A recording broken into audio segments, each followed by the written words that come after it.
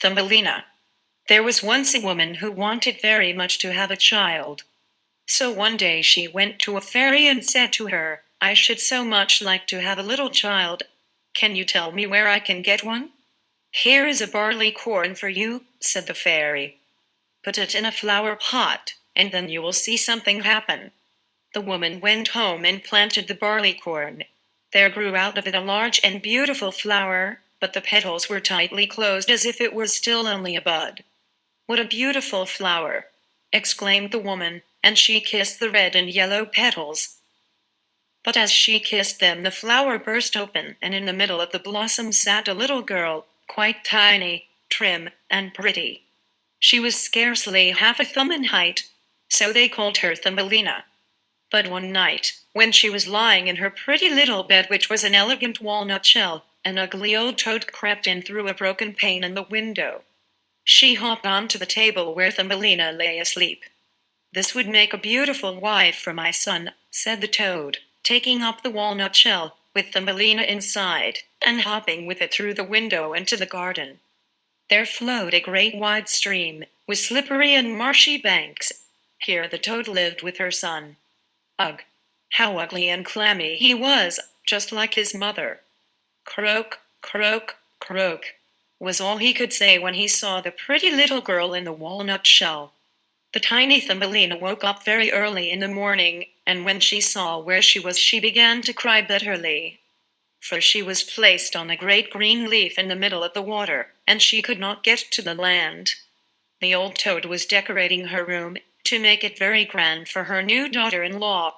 Then she swam out with her ugly son to the leaf where Thumbelina lay. The old toad said, "Here is my son.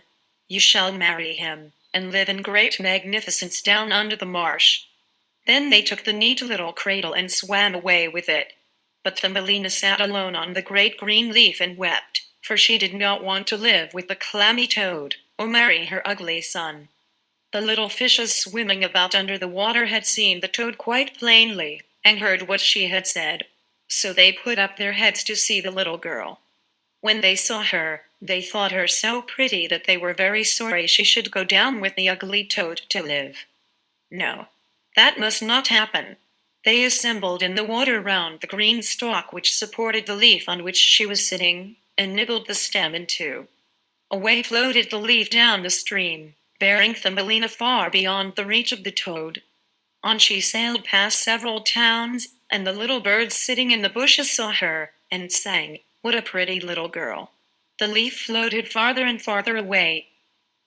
Thus Thumbelina left her native land. A great cockchafer came flying past. He caught sight of Thumbelina, and in a moment had put his arms round her slender waist, and had flown off with her to a tree. Oh, dear! How terrified poor little Thumbelina was when the cockchafer flew off with her to the tree. Later on, all the other cockchafers who lived in the same tree came to pay calls. They examined Thumbelina closely. "How ugly she is," said all the lady chafers, and yet Thumbelina was really very pretty. When the cockchafer heard all the ladies saying she was ugly, he began to think so too, and would not keep her. She might go wherever she liked. So he flew down from the tree with her and put her on a daisy. The whole summer poor little Thumbelina lived alone in the great wood. The summer and autumn passed, but then came winter, the long, cold winter. She was terribly cold. Poor little Thumbelina! She would surely be frozen to death. She came across the door of a field mouse, who had a little hole under a corn stalk. Thumbelina went up to the door and begged for a little piece of barley. "Poor little creature," said the field mouse, "come into my warm room and have some dinner with me." As Thumbelina pleased her, she said, "As far as I am concerned, you may spend the winter with me. But you must keep my room clean and tidy, and tell me stories, for I like that very much." And Thumbelina did all that the kind old field mouse asked, and did it remarkably well too. "Now I am expecting a visitor," said the field mouse. "My neighbor comes to call on me once a week. He is very wealthy, has great, big rooms, and wears a fine black velvet coat. If you could only marry him, you would be well provided for. But he is blind. You must tell him all the prettiest stories you know." But Thumbelina did not trouble her head about him, for he was only a mole. He came and paid them a visit in his black velvet coat. He liked Thumbelina very much and expressed his desire to marry her. A short time before he had dug a long passage through the ground from his own house to that of his neighbor. In this he gave the field mouse and Thumbelina permission to walk as often as they liked. But he begged them not to be afraid of the dead bird that lay in the passage. Thumbelina was very sorry, for she was very fond of all little birds. Thumbelina bent down to the bird and kissed his closed eyes gently. Later, she plaited a great big blanket and spread it over the dead bird, so that the poor little thing should lie warmly buried. Then she laid her head against the bird's heart. But the bird was not dead, he had been frozen, but now that she had warmed him, he was coming to life again. Thumbelina was so amazed to see the bird was alive. "Thank you, pretty little child," said the swallow to her. "I am so beautifully warm.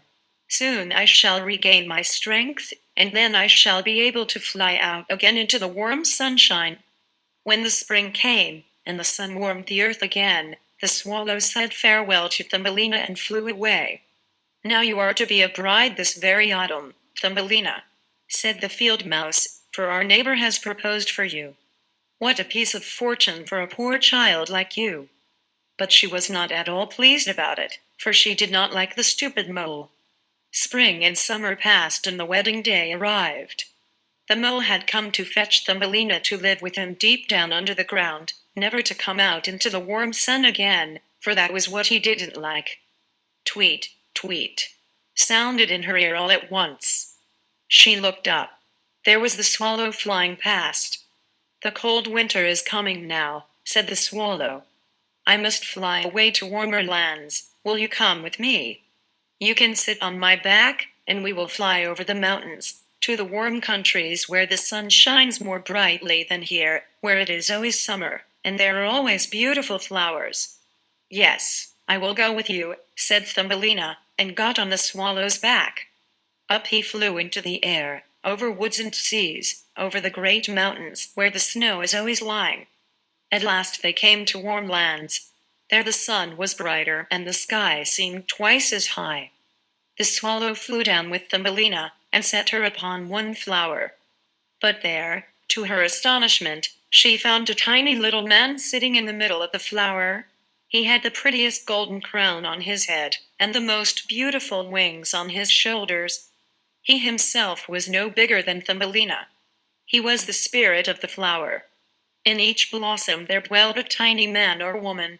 But this one was the prince.